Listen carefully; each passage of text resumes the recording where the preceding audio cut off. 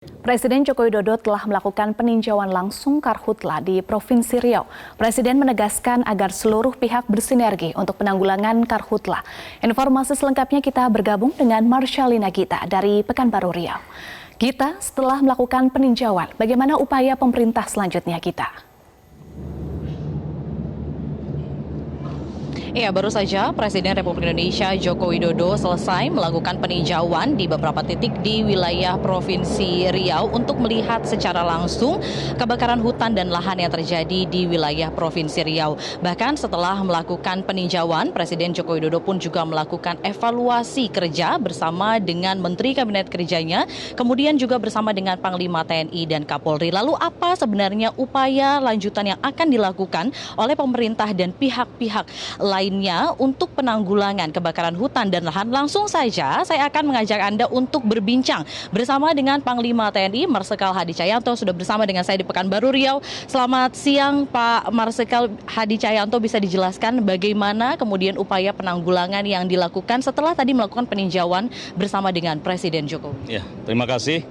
Jadi kalau kita lihat hari ini ya, cuaca sudah cerah, jarak pandang di bandara juga sudah baik. Itu berkat upaya kita mengerahkan 3 unsur, ya, walaupun sampai sekarang tetap kita laksanakan. Yang pertama adalah unsur darat itu sendiri, kemudian yang kedua adalah unsur udara. Unsur udara terbagi 2, yang pertama adalah untuk waterbombing dan yang kedua adalah modifikasi cuaca. Yang sangat signifikan pada kegiatan saat ini adalah unsur darat dan unsur dari waterbombing. Unsur darat sendiri kita mengerahkan kurang lebih 5.800. Ya, terdiri dari 2.200 anggota TNI, kemudian 2.200 Polri, dari BPBD, dari unsur-unsur pecinta lingkungan juga dikerahkan, sehingga mereka kita bagi menjadi 120 pos. Ketika pagi hari kita menerima adanya hotspot, ya, yang data itu diberikan kepada kita sudah bisa mengerahkan anggota yang ada di darat itu untuk melakukan pemadaman. Ya. Pemadaman sendiri kita menggunakan berbagai alat, ya. Ada pompa air, kemudian ada eskavator, ya, dan ada alat-alat lainnya yang tentunya sangat membantu dalam pemadaman api.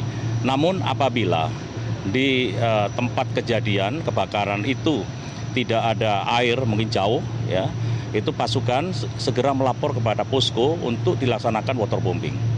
Oleh sebab itu pekerjaan di darat sangat efektif. Memang saat ini kita juga ingin mendapatkan bantuan dari TNI Angkatan Udara khususnya untuk membuat hujan buatan.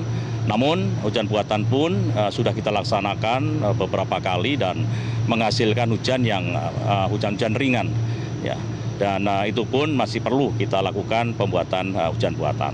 Sebenarnya apa Pak hambatan yang ditemukan di lapangan dalam proses penanganan pemadaman kebakaran hutan dan lahan di wilayah? Ya, yang pertama hambatannya adalah informasi hotspot itu biasanya kita dapatkan tidak real time, ya, setiap 6 jam baru kita mendapatkan. Sedangkan api itu kalau kita hitung 6 jam itu sudah membesar. Oleh sebab itu tadi saya sampaikan kepada Bapak Presiden juga kepada Pak Menko Polhukam untuk kita mengerahkan drone yang bisa terbang malam hari, bisa 24 jam sehingga kita bisa mendapatkan data yang real time. Sehingga pasukan yang ada di darat yang sebanyak 120 pos itu kita bisa perintahkan mana yang terjadi kebakaran yang cukup signifikan dan kita akan mengarahkan ke sana. Termasuk juga waterbombing yang ada di Lanut Rusmin Nuryadin ini juga kita kerahkan di mana api yang paling besar ketika kita melihat datanya dari drone karena benar-benar real time itu.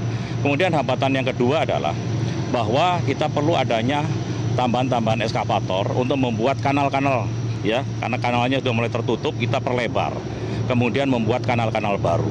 Itu yang hambatan di lapangan. Kalau yang lain sudah ada peningkatan adalah koordinasi. Kita koordinasinya sekarang sudah bagus sehingga setiap ada titik api kita segera melaksanakan dan kita bisa tindak dengan baik. Terbukti dari 7.200 hektar itu yang sudah dipadamkan kurang lebih 6.400-an lebih. Yang saat ini juga sudah api sudah padam, hanya tinggal asap-asapnya saja yang harus kita matikan karena api ada di bawah, yaitu di lahan-lahan gambut. Gitu. Lalu apa kemudian perintah dan pesan Presiden tadi bersama dengan menteri-menteri terkait dan juga bersama dengan Kapolri tadi dan juga dengan Pak Hadi Cahyanto, apa kemudian pesan yang diminta oleh Pak Presiden untuk penanganan ini? Ya, yang penting adalah ketika di lapangan tadi Bapak Presiden menyampaikan bahwa kita kalau bisa jangan sampai penindakan. Jadi dalam setiap kejadian itu jangan sampai sudah menjadi api baru kita bertindak. Ya, jadi pencegahan itu lebih baik daripada penindakan. Kalau udah penindakan biayanya sudah mahal sekali, kita harus mengerahkan waterbombing, ya, pembuatan hujan buatan.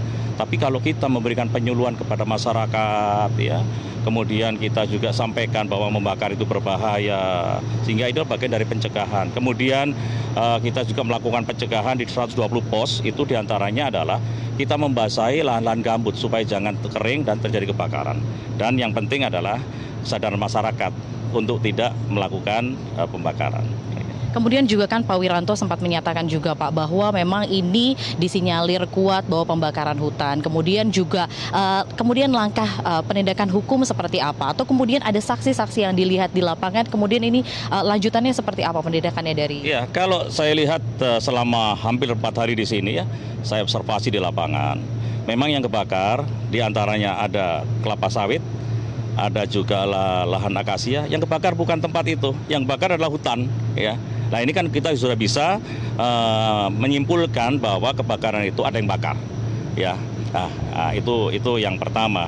Kemudian yang kedua bahwa kita juga sudah melakukan operasi untuk penangkapan, ya. Jadi dari TNI khususnya dari Batalion Taipur, ya, saya kerahkan untuk menangkap. Dan sudah ditangkap 6 orang yang membakar, ya. Kemarin sudah 3, beberapa hari yang lalu juga 3. Mereka tertangkap tangan dan langsung kita serahkan kepada Polri. Dan hari ini juga baru saja saya dilapori oleh Danrem bahwa baru saja juga menangkap Babinsa. Babinsa menangkap pelaku, ya, dengan wilayah yang masih belum terbakar. Ketika petugas datang, mereka pura-pura mematikan api.